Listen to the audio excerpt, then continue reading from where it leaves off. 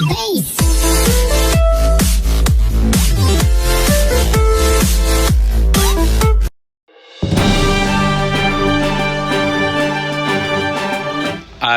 में बैंक के सामने कैश डिलीवरी वैन के सुरक्षाकर्मी की बंदूक से चली गोली, एक युवक की मौत, एक घायल, परिजनों में मचा कोहराम। आजमगढ़ नगर पंचायत फूलपुर स्थित यूनियन बैंक ऑफ इंडिया की मुख्य शाखा के सामने बुधवार 3:30 बजे के करीब कैश डिलीवरी वैन के गनमैन की लोडेड डबल बैरल बंदूक सड़क पार करते वक्त बाइक से टकराकर जमीन पर गिर गई और अचानक गोली चल गई।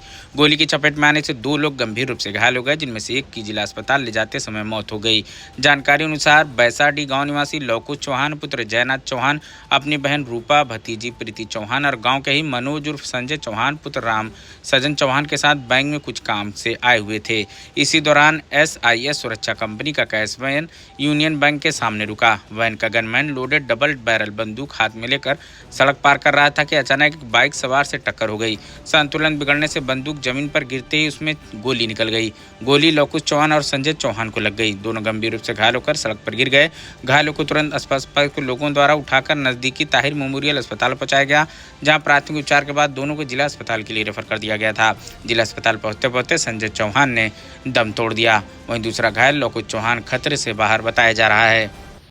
थाना फूलपुर के अंतर्गत आज एक सूचना प्राप्त हुई, जिसमें UBI बैंक में SIS कैश वैन के गार्ड अजय सिंह के DVL असले को अकस्मात गिरने से 2 व्यक्तियों को गोली लग गई थी। उनको काफी गंभीर चोटें आई।